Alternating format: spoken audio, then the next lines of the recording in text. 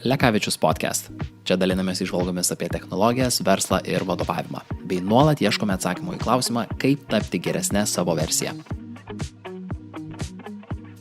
Sveiki ponai ir ponios, šiandien podcast'o svečias Marijus Andrijauskas. Antrepreneris, startuolių įkūrėjas, aktyvus startuolių ekosistemos dalyvis, turintis daugiau nei 15 metų patirtį technologijų ir programinės įrangos sektoriuose. Šiuo metu partneris FirstPick, startuolio akceleratoriuje ir rizikos kapitalo fonde. Su Marijumi diskutavome apie ankstyvas jo patirtis statant, parduodant ir visaip vystant startuolį Teamgate, ambicijos svarbą vystant verslą, niuansus, kuriais vadovaujasi venture capital profai renkantis investicijas ir founderius, bei dažniausiai pasitaikančius jaunų verslų iššūkius bei problemas ir galiausiai kaip rasti atsakymą į klausimą, kurį tikriausiai kiekvienas startuolis ar verslininkas yra per savo karjerą uždavęs ne vieną kartą. Push versus pivot. Kada reikia push through ir išgyventi sunkumus, o kada metas vis dėlto uždaryti, sustoti ir judėti kitų idėjų link. Sveikas atvykęs. Labas, Tomai. Smagu, kad pakvietei. Džiaugiuosi, kad atvykai ir mes čia dar taip apšilinėdami, vandens besipildami, kalbėjom apie įvairias tokias bendras patirtis, kažkokius bendrus pažįstamus ar ne, ir bendras panašias galbūt veiklas kai kurias. Ir tu užsiminei, kad čia tikriausiai toks pirmasis lietuviškas podcastas paties, vietoj to, kaip įpratęs esi bendrauti angliškai daugiausiai. Visiškai teisingai, tai ateinant ir galvojau, lietuviškai, kokie ten žodžiai, žodynas. Mes įpratę kalbėti angliškai, ypatingai ten, kas liečia startuolius ir startuolių visą veiklą, dėl to tie žodžiai, buzzwordai, kaip mes juos vadinam, anglicizmas, jo yra labai daug ir kartais net sunku yra pritaikyti lietuviškai. Bet kaip ir minėjom, tai džiugu, kad to lietuviško kontento atsiranda vis daugiau, iš tikrųjų galima matyti ir video, ir audio, ir blogų. Lietuvaičių vis nemažai pradeda kurti tą lietuvišką turinį, tai tą auditoriją ir jaunesnę galima pasiekti. Tai džiugu, kad ir tu tai darai. Tai faina. Ačiū. Tarp kitko, kalbant apie tos pačius buzzwordus, gali jaustis drąsiai jos vartodamas, nebandyti laužyti galvodamas kažkokią lietuvišką atitikmens. Kartais man būna, jeigu ten ruošiuosi kokiam ten pranešimui ir klientas būna ypač toks arba lietuviška organizacija arba labai ten valstybinė kokia įstaiga, tai atrodo sėdi ir galvoja, čia koks nors assertive communication, kaip čia plauk, čia kokia raštinga komunikacija ir panašiai, nekalbant jau apie visus startuolių buzzwordus ir panašiai. Bet kalbant apie, tarp kitko irgi tos pačius startuolius ar ne, arba tos tokias ankstyvas patirtis, tai kalbėti su tavimi, nekalbėti apie Teamgate tikriausiai būtų nuodėmė, bet aš norėčiau kalbėti galbūt ne kiek apie kažkokią istoriją, ar ne, nes tikriausiai ne vieną kartą apie tai jau esi kalbėjęs, bet kaip tos patirtis, pamokos, įžvalgos, tos ankstyvoj karjeros dalyje padėjo suformuoti tave tokį, koks esi dabar ir kaip dabar priėmi sprendimus. Wow, atrodo, tas Teamgate'as jau taip senai buvo, bet aišku, nemaža mano ir gyvenimo, ir karjeros dalis, ten visi 7 metai, aišku, čia toks per vidurį buvo. Aš 19 metų, kaip tik pasižiūrėjau, 19 metų jau, galim sakyti, bandau kurti, daryti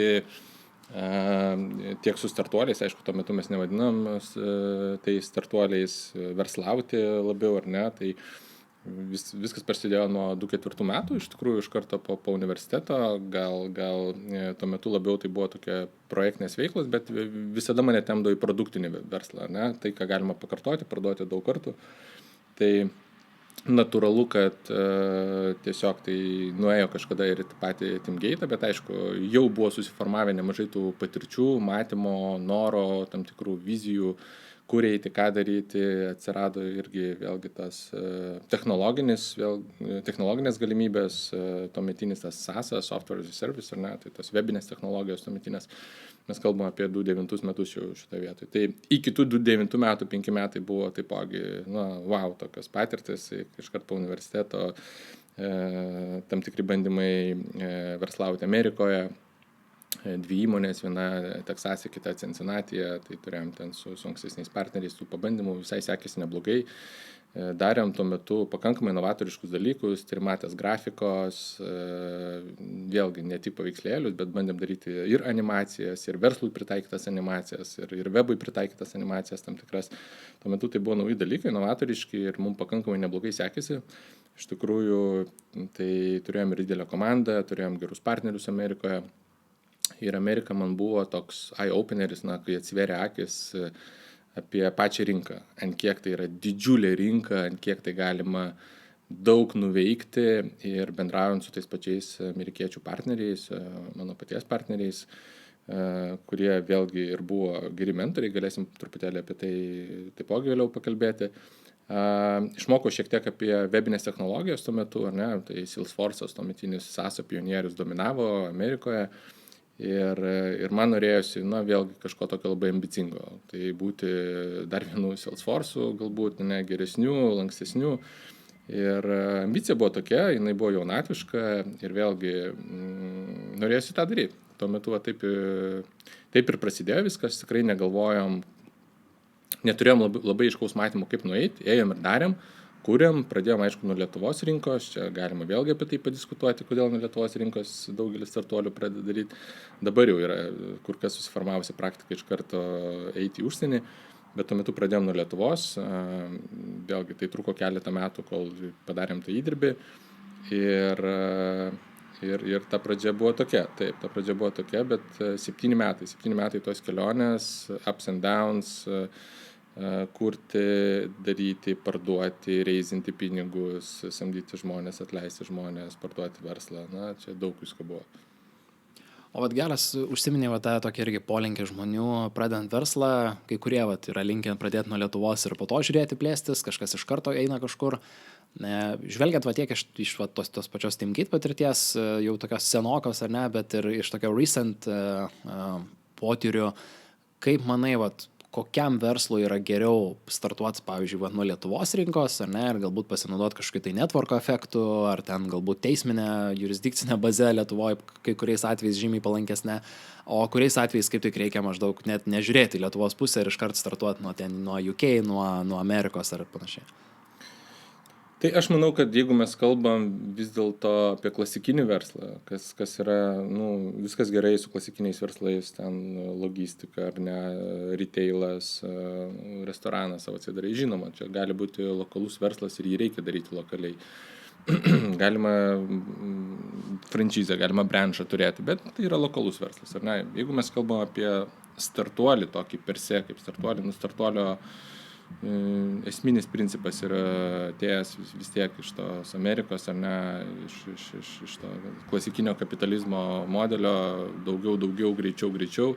Tai viskas yra apie scale, ar ne? Tai Lietuvos rinka iš principo yra maža ir jinai yra net netinkama pačiam gal ir startuolio apibrėžimui. Tu tiesiog, būdamas numeris 1 Lietuvoje, tai tu vis tiek nebūsi to startuolių, kuris yra pasaulinis, kuris gali skeilinti ir dėl to susiformavusi praktika, kad tai yra superinė bazė pradėti startuolį Lietuvoje, dėl to, kad yra daug talento, dėl to, kad yra to pačio kapitalo, dėl to, kad yra žinių bazė, jau pakankamai brandi žinių bazė pradėti, bet reikia iškart galvoti apie užsienį, apie didelės rinkas. Ir daryti tai atsakingai, daryti tai protingai, surasti tą augimo formulę, nes yra growth ir scale, angliškai tie žodžiai, ar ne, augimas ir plėtra. Tai pradžioje tu turi surasti formulę, kaip vis dėlto auginti tą verslą ir tada kaip tu jau jį plėsti, tai multiply. Tai natūralu, kad galvojama apie tas užsienio rinkas, Amerikos rinką, UK rinką, Vokietijos rinką, dėl to, kad jos pačios iš savęs yra, vėlgi, tarkim, angliakalbės, UK arba US arba Kanada, tai dėl to pasirenkama, bet aišku, konkurencija yra kur kas didesnė, ne? Tada galvojama apie kokią Lenkiją, kaip čia kaimynė, didžiulė rinka, ne? Visi kalbam ten 35-38 milijonai. Tai jinai sudėtinga pati iš savęs rinka, jinai vis tiek yra labai ją sunku įeiti, yra labai specifikos. Tai labai reikia atsakingai pasirinkti, į kokią rinką eini, priklausomai nuo produktų, bet vėlgi, grįžtant prie tavo klausimo, tai jeigu kuri startuolį, tai turėtų būti jau paremtas į tokių pačių paprastų principų. Tai surandi augimo formulę ir tada skeilini į užsienį. Čia galbūt netgi galima žiūrėti tokį reverse engineering, žiūri iš tos pusės, o ką norėtum pasiekti, kad jo, jeigu nori būti geriausias restoranas Vilniuje, nu, tai gali ir statyti geriausią restoraną Vilniuje, bet jeigu nori jo turėti nu, vienaragį ar ten naują Salesforce, ar ten naują Vinted, ar naują kažką, vėl atitinkamai tie sprendimai yra priimami. Tai labai gerai, aš čia tiesiog netgi paantrinsiu, kad daryti verslą ar daryti startuolį, čia kaip beįvertintume, vis tiek viskas prasideda nuo pačių įkūrėjų, ar ne, nuo jų ambicijų. Tai mes labai dažnai vėlgi savo akceleratorėje dabar kalbam, investuodami startuolius, padėdami jiem augti, tai viskas prasideda nuo pačių įkūrėjų. Ant kiek tu turi vis dėlto ambicijos, ką tu nori su to nuveikti. Tu neteini daryti vien dėl to, kad tau fun. Fun yra svarbi dalis, kad tu neperdegtum ar ne, tai susikurti tą fun yra vėlgi tam tikra motivacijos dalis. Bet kodėl iš principo tu tai darai, tai yra viskas prasideda nuo tavo paties asmeninių tikslų, nuo tavo paties ambicijos, ką tu su to nori nuveikti. Ir iš tikrųjų mūsų patirtis rodo, mano paties patirtis rodo, kad tie įkūrėjai, tie founderiai, kurie turi pakankamai didelės ambicijas, neutopinės, bet tikrai pakankamai didelės ambicijas, tai jie iš karto ir galvoja apie tos globalės rinkas, apie globalius žaidėjus, konkurentus, ką jie nori nukalti, kokį jie nori verslą pastatyti. Ir taip tu prisijaukini ir tos ne tik ten 6-0, bet tos 9-0 ir daugiau. Ir tada daug lengviau eiti į priekį, nes ta ambicija, jinai jau yra tavo draugas. Vat grįžtant irgi prie tos founderių temos, kuri, manau, yra labai svarbi. Kaip tu pats pasukai į tokią startuolio mentoriaus, investuotojo, advisorio tokį kelią, ar ne, tokią rolę, nes akivaizdu, kad turint sėkmingą Teamgate'ą, pardavus, ar ne, tokie atsiveria visiškai labai plačios galimybės ir aš pats irgi kiek pažįstu investuotojų ir kiek pažįstu VS, ar ne, Venture Capital žmonių, tai, tikrai atrodo, čia galioja ta taisyklė, kad pasakyti ne yra lengva, kai nėra galimybių, bet kai atsiveria, visas pasaulis galimybių, kaip pasirinkai būtent tokį kelią? Aš manau, kad tas nuėjimas į startuolius, jisai gavosi taip labai organiškai, man iškart po universiteto. Gal truputėlį netgi svarbu paminėti, kad dar universitete, ar ne, ten buvo galimybė išvažiuoti pirmą kartą į Ameriką man. Tai aš įsimylėjau tą Ameriką. 2001 metais čia buvo Work and Travel programa, tai man ant kiek jinai patiko, ant kiek man ta didybė, ten ta masė, tas amerikietiškas gebėjimas parduoti ant kiekvieno kampo, ar ne, tai man buvo kažkas tai tokio, wow efektas. Ir aš žinojau, kad jau pabaigsiu universitetą, aš noriu kažką daryti Amerikoje. Aš tikrai žinau, kad aš nenoriu grįžti kaip studentas į Burger Kingą, aš tikrai nenoriu grįžti ten į restoraną, aš tikrai žinau, kad aš noriu daryti verslą ir aš noriu sugrįžti į Ameriką. Ir iškart po universiteto aš neturėjau ryšių, aš neturėjau kontaktų, pas mane nėra ten giminių, bet aš pradėjau ieškoti galimybių, kaip dirbti su Amerika. Tai pirmus metus tai tiesiog buvo per agentūrą, aš nuėjau tiesiog į samdomą darbą, kurį turėjo galimybę dirbti labiau su užsieniu, bet jau ant 2 metų aš turėjau savo pirmąjį hubą, pirmąjį įmonę, pirmus klientus Amerikoje, pirmus vizitus Amerikoje, ant 3 metų mes jau turėjom atsidarę savo 2 įmonės Amerikoje, savo klientus. Tai gavosi organiškai ir iš to man dar labiau formavosi mano vizija, mano labiau tikslai, ką aš noriu toje Amerikoje nuveikti, kur aš noriu gyventi, kiek man tai gali kainuoti ir ką man reikia pasiekti, kiek man reikia uždirbti pinigų, kad ir kaip tai, žinai, nesinorėtų viską per pinigų prizmę žiūrėti, bet aš dariausi matematiką, aš skaičiavausi, aš žinau, kiek man reikia ir kokio verslo reikia, kad aš iš tikrųjų galėčiau ten, gyventi. Taip, gyventi su savo, tuo metu aš dar neturėjau vaikų, bet jau žinojau, kad aš vis tiek ten noriu moving, full time. Ir taip aš netgi turėjau tas vizas visas susitvarkęs, tai ypatingai prieš 2008 metų tą recesiją, nekilnojamą turtą, visą krizę, tai dalis manęs jau ten gyveno. Tai ten mentaliai, ten ir fiziškai, dalis manęs jau ten gyveno. Kalbant apie Teamgate'ą grįžti, tu paminėjai tą žodį sėkmė, aš nelaikau tai sėkmė, nežiūrint tai, kad tai buvo nuo idėjos padarytas projektas, daug žmonių, pardavimai 30 šalių, sureizintas kapitalas, 2 metus iš eilės mes buvom apdovanota aukso medaliu kaip most user-friendly CRM on the market, ar ne. Antroje vietoje buvo Salesforce'as, trečioje vietoje buvo Pipedrive'as, ketvirtoje vietoje buvo Zoho, pagrindiniai mūsų konkurentai, ar ne. Tai mes 2 metus iš eilės pasiekėm tą titulą ir ten buvom, labai didžiavomės to, kad iš tikrųjų mums pavyko daug dalykų pasiekti, bet man nepavyko pasiekti savo asmeninių tikslų. Man nepavyko pasiekti savo asmeninių tikslų su šito bandymu, su šito startuoliu. Tai, galiausiai tai pradėjo mane triggerinti. Jau ant 6 metų mane labai pradėjo tai triggerinti ir iš tikrųjų visa ta kelionė, jinai turėjo ups, downs, galiausiai tai mes pardavėm verslą amerikiečių kompanijai, bet aš tai nelaikau kaip savo sėkmingų projektų, nes tai netvedė į mano tos tikslus. Čia labai svarbus momentas. Ir todėl aš po to šiek tiek ilsėjausi po šito projekto, taip 1,5 metų bandžiau suvirškinti, kas įvyko, ką dabar veikti. Ir visiškai atsitiktinai viename lietuviškame renginėje Logine aš sutikau startuolių akceleratoriaus tuometinį vadovą, tokį Cristobal Alonso, Startup Wise Guys'u. Mes pačičiatinam, sakau, ką tu darai, sako, pabandom kažką kartu paveikti. Tai taip sprogo viskas 2 metus, aš ten atsiradau kaip portfelio valdytojas, darbas su startuoliais, ta patirtis, kurią man pavyko sukaupti per 7 metus Teamgate, bei 4 metus anksčiau verslaujant su Amerika, jinai buvo tiesiog naudinga ją pritaikant, kaip eiti į užsienio rinkas, kaip pardavinėti startuolių portfelio tuometinėme akceleratoriuje. Ir buvo labai faina dirbti, man tai buvo absoliučiai nauja patirtis ir aš mačiau, kad tos žinios, jos iš tikrųjų padeda kitiem jauniem įkūrėjam, jauniem founderiam eiti, nedaryti tų pačių klaidų, nelipti ant tų greblių, sutaupyti laiko, sutaupyti nervų, sutaupyti pinigų. Ir man tai patiko, kad aš galiu kažką duoti, kas kitiem padeda ir ypatingai man tai patiko, kad jau buvo tai galima matuoti ir pinigais, kas truputėlį vedė jau prie mano asmeninių tikslų.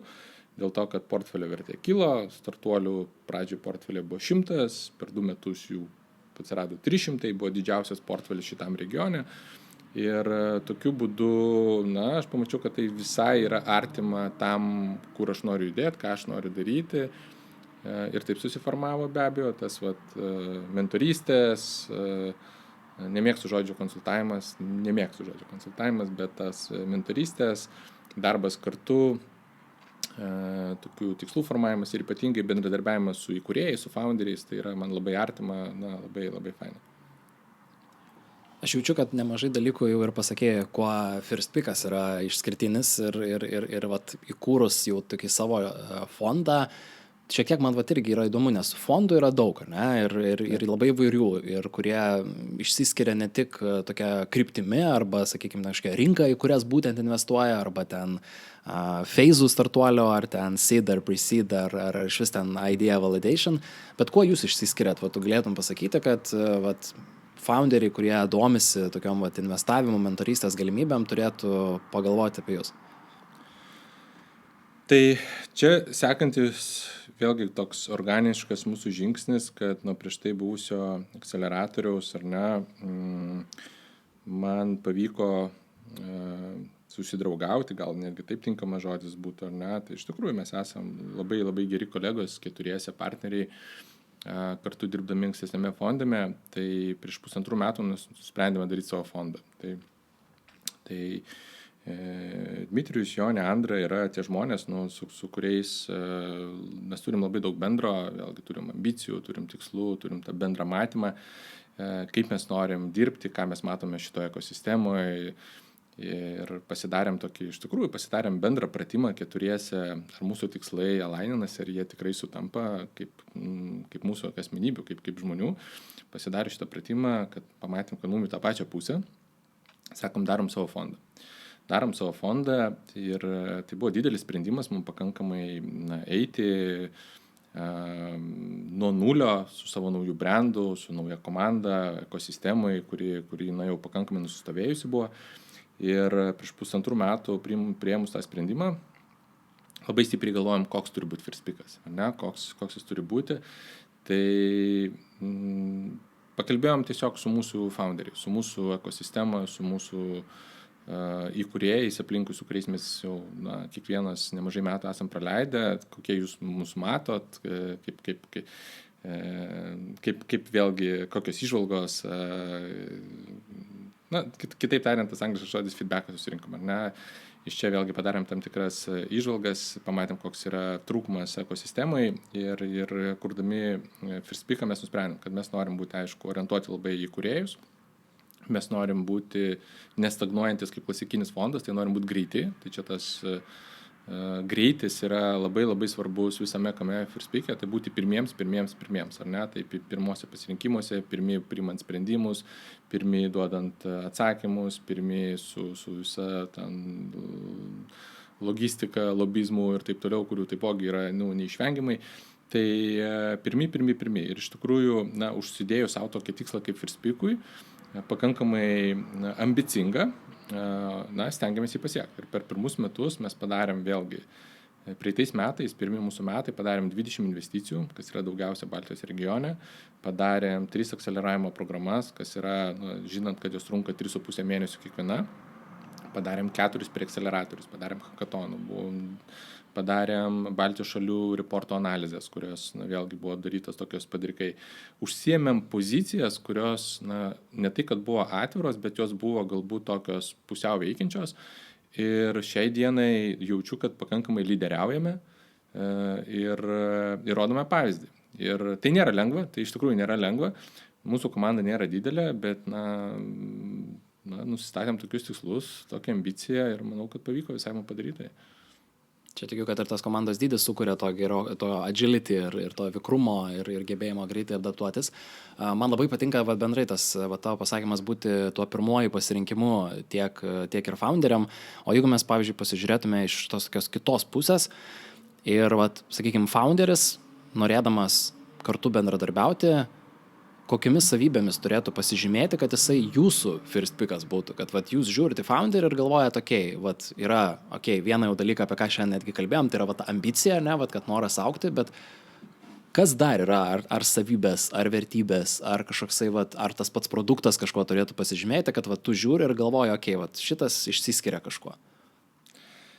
Aš manau, kad beveik ir atsakėjai, tai yra tos savybės, vertybės, kritiškai svarbu. Ambicija yra, aš pasikartosiu tikriausiai, bet ambicija yra be galo svarbus elementas, ką mes bandom išspausti ir pakankamai sudėtinga yra su naujais įkūrėjais, kurių mes dar nepažįstam, ateina pas mus ar ne. Tu bendrauji, iš principo, priimant sprendimui, tu neturi daug laiko, tu neturi ten keletą mėnesių praleidęs kartu, ar ne, tu jau priimi sprendimą investuoti į kūrėjus, investuoti į startuolį per keletą susitikimų, per tam tikras analizės ir panašiai. Ir žinoma, galima pridaryti klaidų, bet pagrindiniai aspektai, kuriais mes remiamės, kurie yra labai labai svarbus, tai yra vėlgi ta ambicija, apetitas, kaip toli tu nori eiti, nes kitų atveju, jeigu tu nori kurti, vėlgi, aš galiu net skaičiais pasakyti, jeigu nori kurti milijoninį verslą, yra labai faina ir yra labai gerai tau kaip įkūrėjai, bet tai nėra venture capital verslas. Tai kodėl? Ne dėl to, kad tai yra godus, ten venture kapitalistai. Ne, dėl to, kad yra fondo matematika. Pati iš savęs fondo struktūra yra tokia ir biznio modelis yra toks, kad už fondo stovi kiti investuotojai, yra visa fondo matematika, yra fondo grąžos ir natūralu, kad kai tu investuoji į startuolį, tu esi mažasis akcininkas, mažasis dalininkas ir ta grąža jinai sugrįžta į fondą tik tada, jeigu tu pasieki super reikšmingų rezultatų, kai tu tampi to vienaragiu, kai tu pasieki 100 milijoninius verslus. Tai dėl to ta ambicija vėlgi yra labai labai svarbi, ant kiek toli tu nori eiti. Ir pasiekti milijardo vertės verslą Europoje vidutiniškai trunka 9 metus. 9 metus. Tai 9 metus haslinti, ar ne, įkūrėjams, eiti ir statyti verslą, eiti per tos, linksmuosius kalnelius, ups, downs, kur yra labai daug ko įvyksta per tos 9 metus. Reikia išskirtinių savybių. Reikia charakterio, reikia stuburo, reikia leadershipo, reikia managemento skillsų.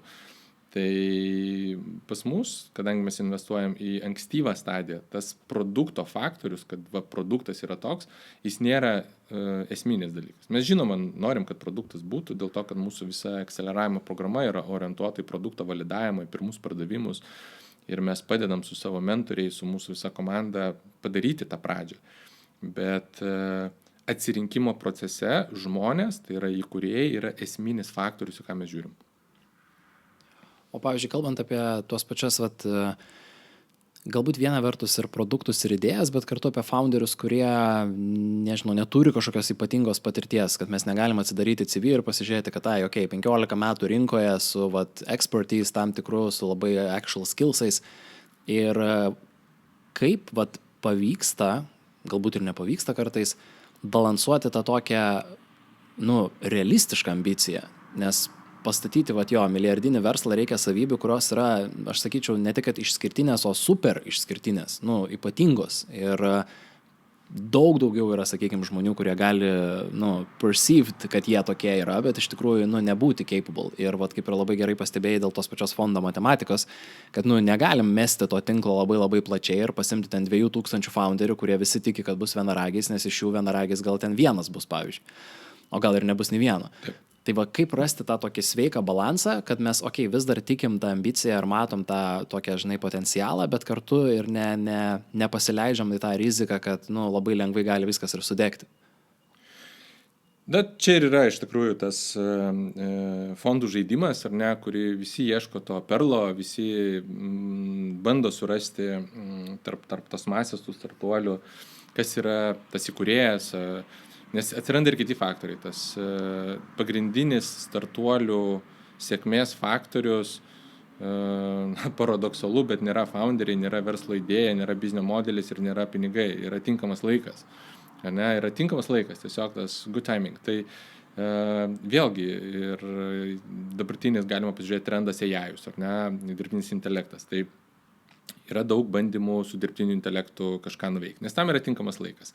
Kažkas vėlgi darė technologiją, startuolį 5 metus, kuris strigo ir atėjo dirbtinio intelekto technologija ir jie tiesiog dabar, jiem yra tinkamas laikas. Ir jie dabar pagavo savo bangą ir važiuoja. Mes matome, netgi Lietuvoje yra tokių keletas startuolių, kuriem tiesiog atėjo tinkamas laikas. Ir fondai, investuotojai bendrai, ieško visame kame tos kompleksijos, įkūrėjų, kurie išlaukia to momento tinkamo laiko, kuris atėjo dabar, technologijos, kur yra dabar kapitalo, kurio reikia čia ir dabar užkurti viską. Bet šalia to, kad svarbu paminėti, mes turime ir akceleravimo programą.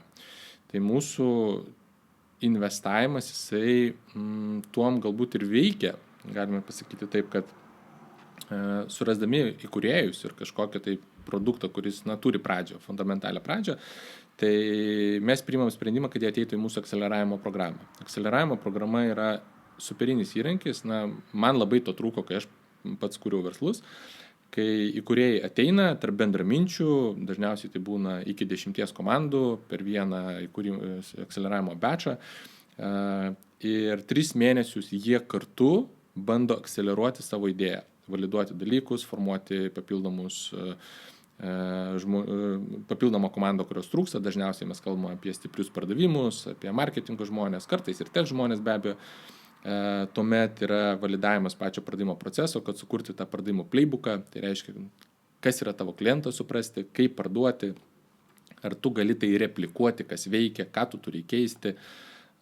Kitaip tariant, pabandyti surasti tą augimo formulę, kas yra beveik neįmanoma per 3 mėnesius surasti. Bet vėlgi, teisingą toną, teisingą kryptį užduoti ir kad tos paieškos įvyktų. Ir per 3 mėnesius po akceleratoriaus komandos vėlgi įgauna tam tikrą pagreitį ir jos juda.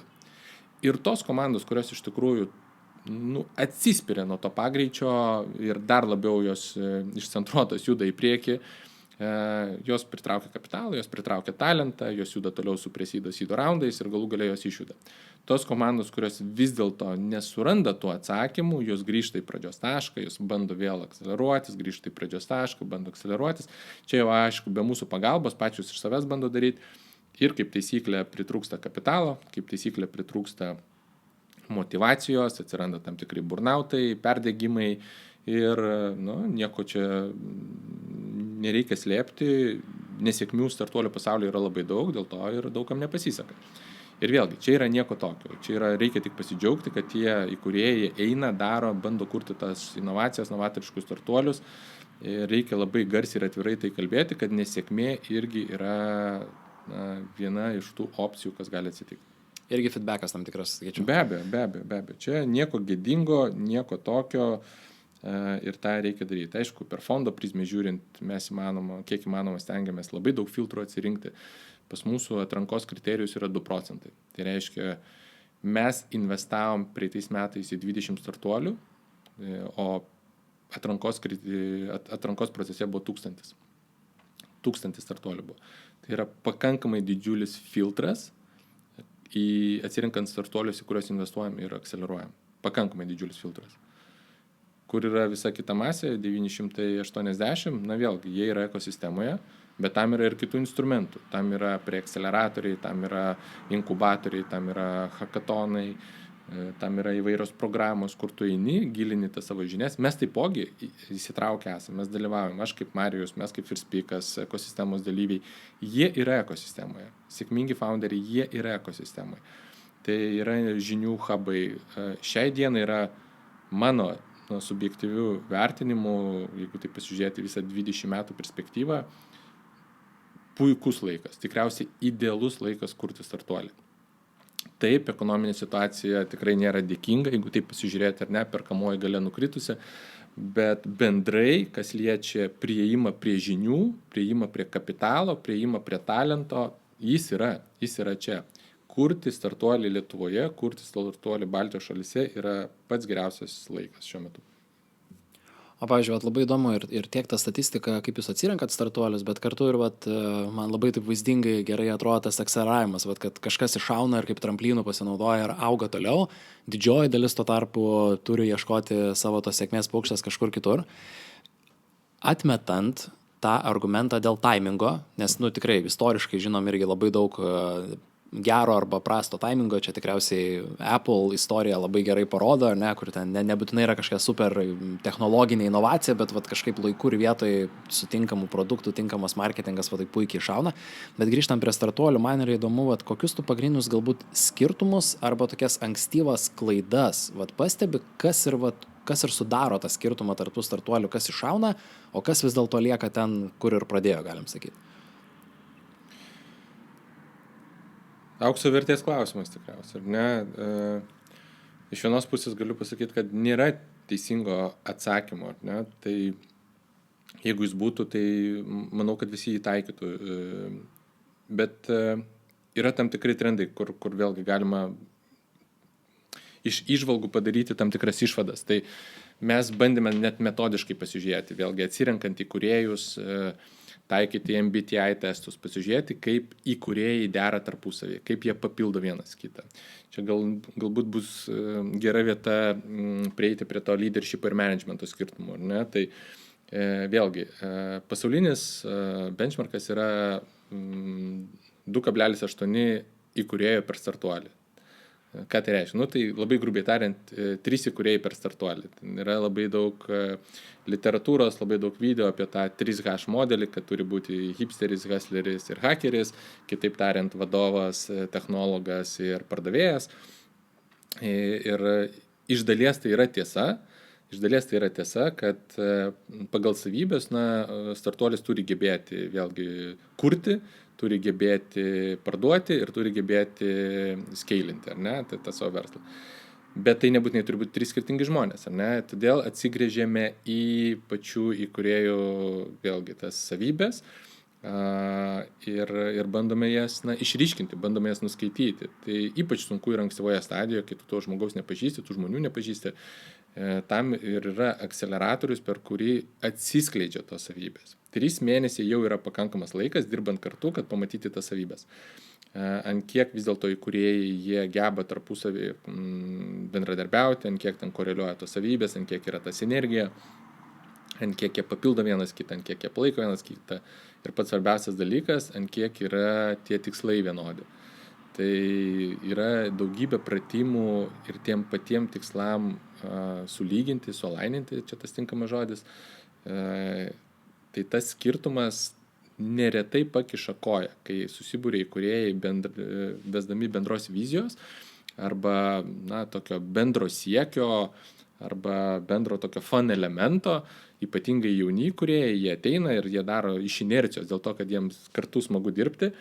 Ir kai pradedi daryti pratimą ir išryškinti, kokie yra jūsų individualūs tikslai, tai pamatai tą skirtumą. Ir neretai, tai kai skirtumas išsiskiria, kažkas nori eiti labai labai toli ir iš tikrųjų siekti tų super ambicingų tikslų, o kažkam yra pakankamai, jeigu ateitų čia ir dabar pirkėjas ir pasiūlytų tą ne ypač ambicingą sumą, aš parduočiau verslą ir norėčiau parduoti. Ir kai tu esi įkūrėjas, ar ne, ir tu esi įmonės dalininkas, tu esi sprendimų priėmėjas ir tie tikslai labai stipriai prasilenkia, ateityje tai gali pakišti koją. Tai yra, žinoma, suvaldoma, atsiranda tam tikri mechanizmai, kaip galima išpirkti tos įkūrėjus. Bet šitas pratimas yra labai svarbus ir mes tą pratimą darome kiek įmanoma anksčiau, kad pasižiūrėti vėlgi, ar įkūrėjas, ar įmonės ypatingai tas vadovas, ar jisai nori tolėti, ar kiti įmonės founderiai nori tolėti, ant kiek jie susikalba, ant kiek jie yra su tais pačiais siekiais, su tais pačiais tikslais. Aš suprantu, kad tai jau skamba pasikartotinai tikslai, bet vėlgi viena iš neretų priežasčių, kodėl startuoliam nepasiseka, yra nesutarimai tarp founderių, nesutarimai tarp įkūrėjų. Ir tie nesutarimai, jie kyla iš elementarių priežasčių, kad jie tiesiog pameta tą viziją, jie pameta tą bendrą tikslą, labai labai taip žemiškai susikoncentruoja į produktą, susikoncentruoja į kažkokius tai mikromanagemento dalykus ir tada gaunasi labai sudėtinga pritraukti talentą, labai sudėtinga pritraukti finansavimą, labai sudėtinga vėlgi parduoti savo idėją kitiem, dėl to, kad pameta jie tą tokį didesnį matymą. Ir tas didesnis matymas yra iš principo labai svarbus. Aišku, ne kartą kalbėjom apie ambiciją ir tikslus. Man dar irgi kyla toksai klausimas, natūraliai mes, kai kalbam apie ambiciją, galim pasižiūrėti tokią, tamsią mėnulio pusę. Ir tikriausiai klausimą, kurį dažnas startuoliai įkūrėjas arba kad ir bet kokią verslą įkūrėjas savo užduoda, tai yra tas push or pivot. Tai yra, ar aš dabar turėčiau sukast dantis ir varyti ir stengtis pradauždyti tą sieną, nes maždaug aš tikiu savo idėją, ar čia taip ir reikia daryti. Ar vis dėlto man reikia kažkaip gebėti irgi adekvačiai vertinti situaciją, kad, ten po kokių 6 metų bandymo vis tiek nieks nepavyksta, rinka važiuoja kažkur labai į kitą pusę, aš ten kokį laikraštį leidžiu, ir panašiai. Ir viskas, ar ne, ir kažkaip stringa. Bet kita vertus, aš suprantu, kad čia irgi yra tas klausimas be teisingo atsakymo, bet man labai yra įdomus tavo mąstymo procesas, kaip į tą žiūri, nes matai labai daug verslininkų, pats esi verslininkas ir dabar investuotojas, kaip rasti tą sveiką balansą, kad ir kokią tu tą ambiciją turi, bet galbūt jinai jau tampa nebeadekvati kažkuriuo metu. Labai teisingas tavo klausimas, Tomai, tai tikriausiai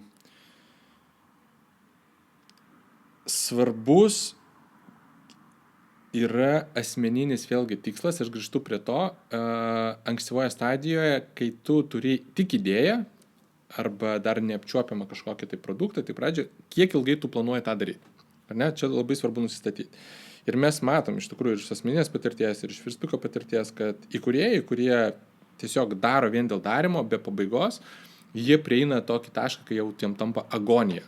Kai jie patys jau nekenčia tiesiog, ką jie daro, bet akis yra pasrūvusios, motivacijos nėra, einu į darbą, ten žemę žiūriu, viskas ten tiesiog iš po kojų slysta. Ir tai yra blogai. Ir tai yra toks laukimas kažko, nežinau pats, ko aš laukiu. Tai yra be abejo blogai. Ir yra tas labai toks angliškas terminas sink cost. Man patinka, kad tu neturi atsisukti atgal ir žiūrėti, kiek aš įdėjau jau įdirbio, kiek mes čia suprogramavom kodo eilučių, kiek mes čia jau sudeginom pinigų, kiek mes čia jau ten prižadėjom žmonėm ir tai nepavyko. Jeigu nepaėjo verslas, jisai nepaėjo. Tiesiog jisai nepaėjo ir tu nebeturi kiekvieną dieną dabar laužyti savęs, eiti ir daryti. Tai ir šitoj vietoje iš tikrųjų įkūrėjai prieina tą tokį liepto galą, atsiranda tie burnautai, tas mental health issues, ar ne, ir Ir labai daug apie tai kalbama, ypatingai startuolių pasaulyje, kai tas yra greitis, beprotiškas tempas, ne, su gebėjimu prisitaikyti, judėti į priekį, su beprotiškai didelė konkurencija. Tai priimti sprendimą, kiek laiko aš kiekvienam etapui turiu, yra iš principo svarbu. Aš turiu tik idėją, neturiu produkto. Gerai, idėjos validavimui yra maksimum 2 mėnesiai. Tu negali validuoti tiesiog idėjos metus. Aš kalbu apie klasikinį startuolį, ten kokį softą, apps ir panašiai. Jeigu yra ten hardvaras, žinoma, tai yra ilgiau, ar ne? Jeigu tu turi produktą, MVP, tą minimaliai veikiantį produktą ar jo beta versiją, sakai, tvarkoj, 4 mėnesiai. Aš bandysiu surasti savo klientą, aš pakalbinsiu 100 klientų, 4 mėnesių. Po 4 mėnesių aš turiu priimti sprendimą. Jeigu aš gaunu rezultatą, pakalbinę 100 klientų ir 100 klientų man tik 10 pasako, kad taip įdomu, yra rimtas signalas, kad galbūt vis dėlto poreikio nėra rinkoje.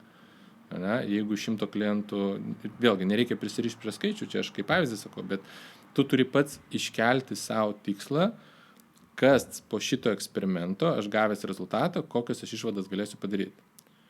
Ir jeigu aš gaunu tokį, kad ne, vis dėlto nėra poreikio, tai aš tada darau pivotą, tiesiog kažką kitaip pakreipiu, kitaip supakuoju, kitokį vertės pasiūlymą darau, kitokį features išleidžiu ir grįžtu vėlgi prie validavimo mechanizmo.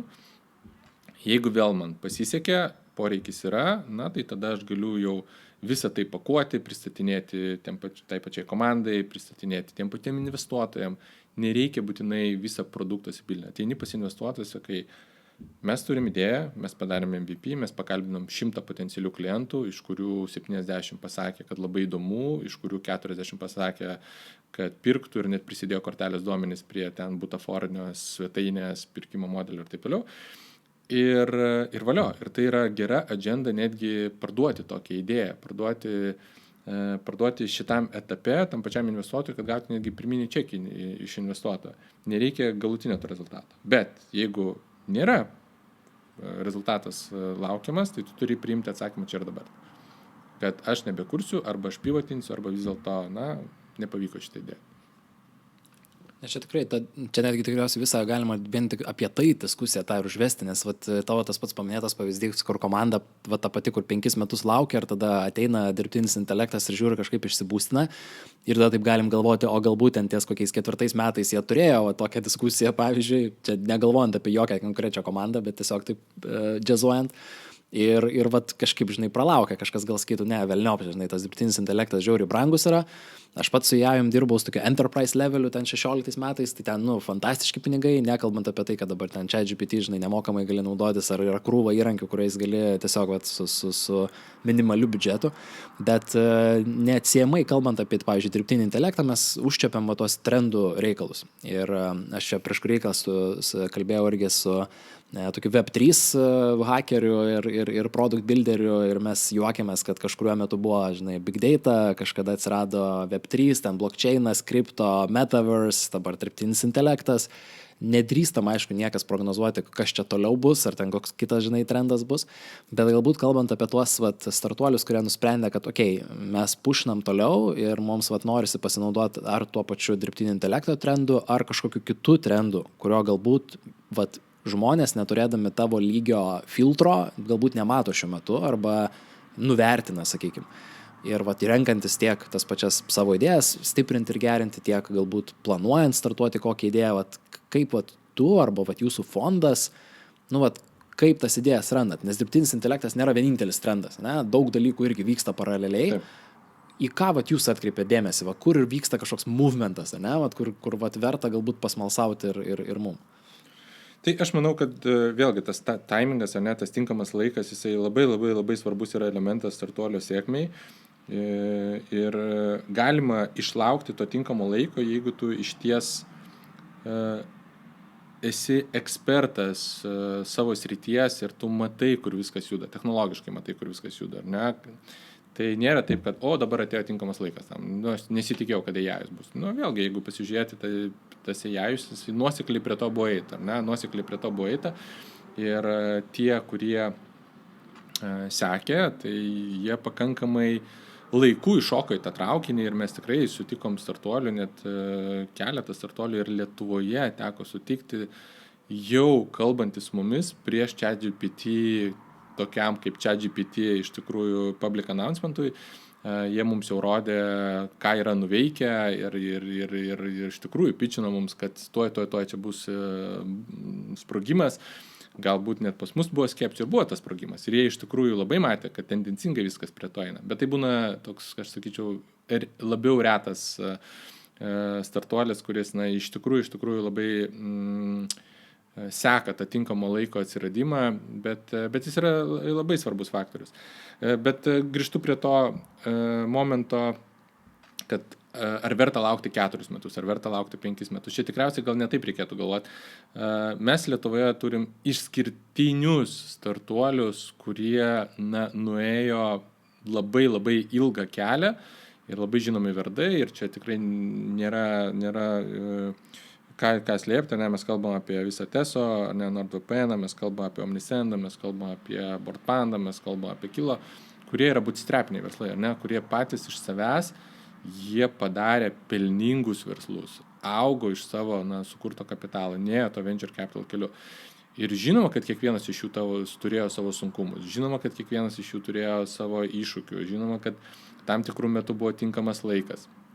Viena iš kompanijų ten su konkurentu įvyko problema ir jie pasinaudojo to tinkamų laikų. Kita, vėlgi, žinau, gal neminėsiu pavadinimų, bet kitai kompanijai vėlgi buvo tinkamas laikas, po 4 metų ten sprogimas įvyko.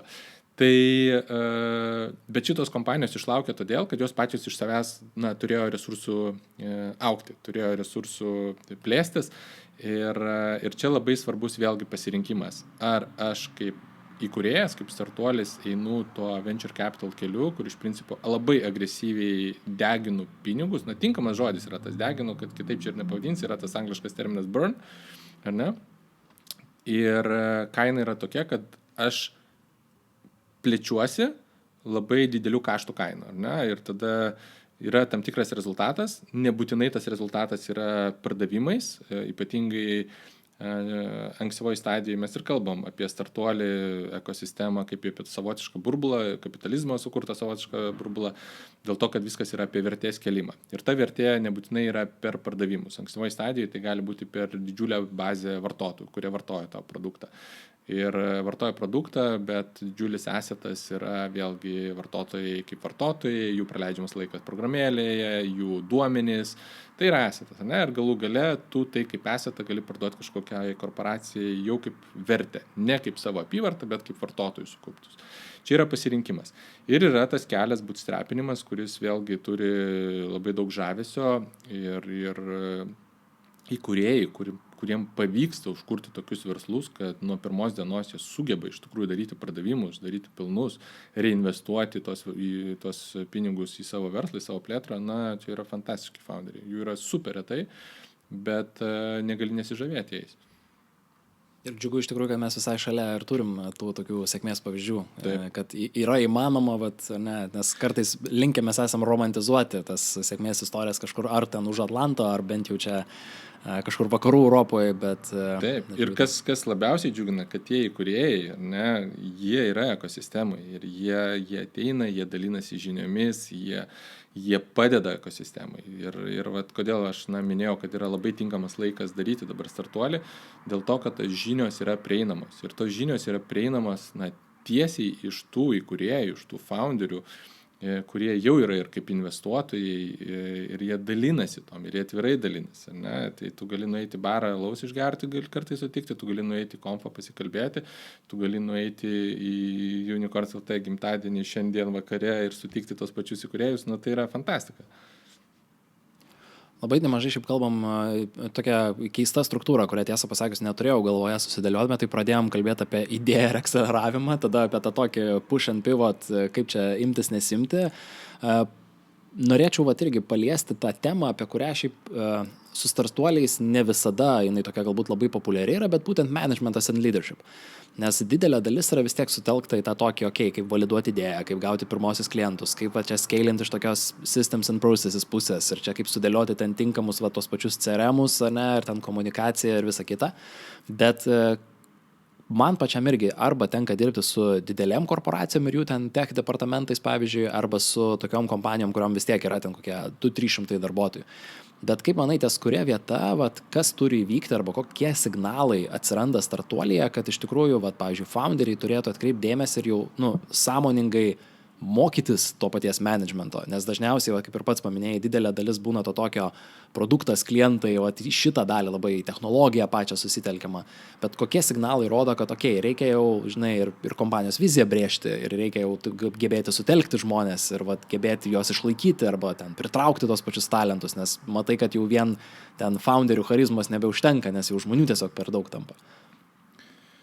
Taip, labai svarbi tema, aš manau, tas managementas ir leadershipas, vėlgi, daug knygų, daug podcastų, daug video, ar ne, galima ten vien tą patį Simon Sineką klausyti, ar ne, ir daug yra pasakyta, bet praktikoje yra kur kas paprasčiau. Ir iš vienos pusės mes galim sakyti, kad tikriausiai Lietuvoje mes turim labiau managemento mokyklos ir mes neturim leadershipo mokyklos.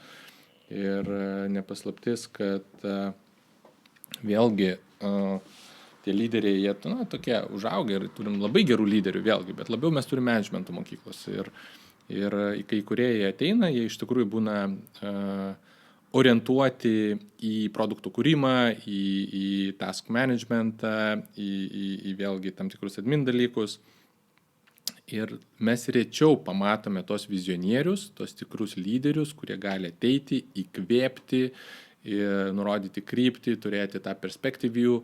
Tai yra rečiau sutinkama savybė nei pats tas gebėjimas management. Aišku, iš jaunų žmonių negali tikėtis ir to profesionalaus management. Tai savaime turi ateiti su patirtim, tai turi ateiti vėlgi iš tų išmoktų pamokų, pasisemti tai iš ekosistemos.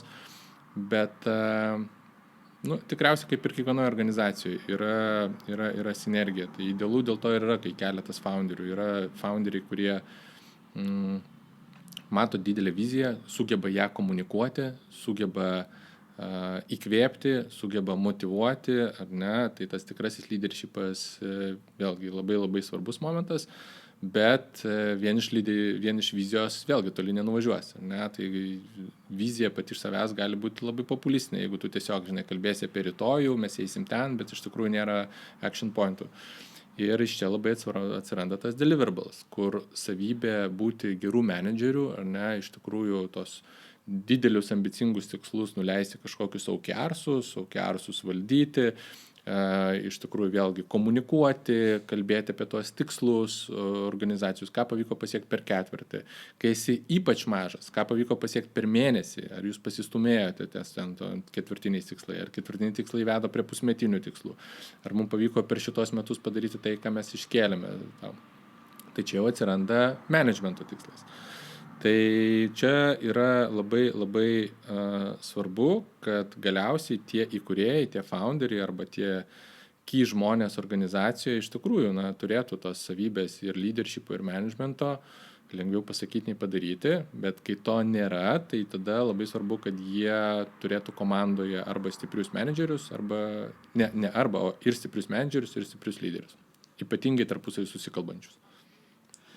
Ja, čia bendrai žvelgiant į tą tokią leadershipo, čia minties tokį developmentą, vis daugiau yra krypstama į tai, kad lyderystė yra kaip darbas, kurį reikia atlikti, rather than savybių rinkinys. Nes dažnai mes matom tos pačius lyderius arba tos, paguglinę ar pasižiūrėję ten TED kalbas ir panašiai, kad ten charizmatiški, ten fantastiškai įkvepiantis ar taip toliau. Bet tikriausiai kiekvienas iš mūsų turim pavyzdžių iš, pavyzdžiui, artimos aplinkos, iš kolegų, kur tikrai nebūtinai yra pats garsiausiai kalbantis, tikrai nebūtinai yra ten ryškiausias ir energijos didžiausias užtaisas, bet vis tiek sugeba įkvėpti, kažkaip sugeba įtraukti, sugeba galbūt išklausyti.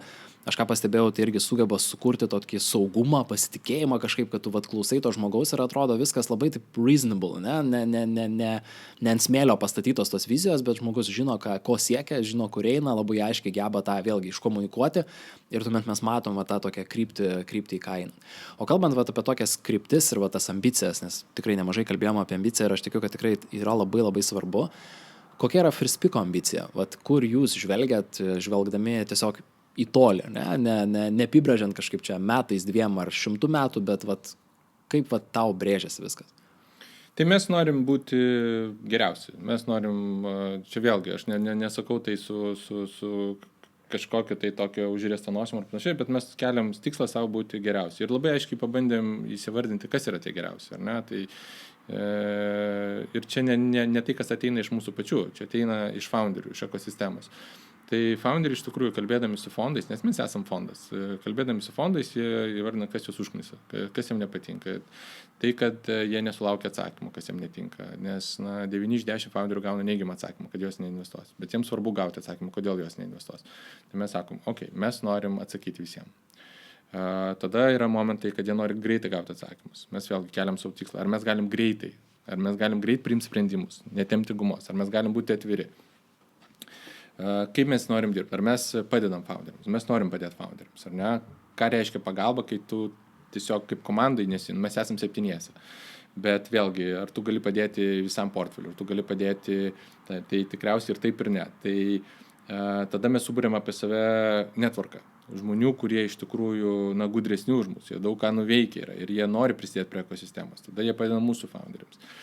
Tai šitoje vietoje mes norim turėti tinklą kitų investuotojų, kurie norėtų bendradarbiauti su mumis. Mes norime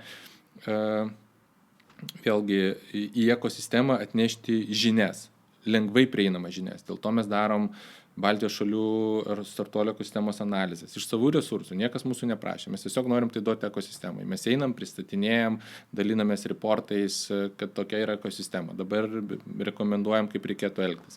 Mes kūrėm visokias bibliotekas žinių prieinamumo. Mes darom per akceleratorių. Mes darom hackathonus.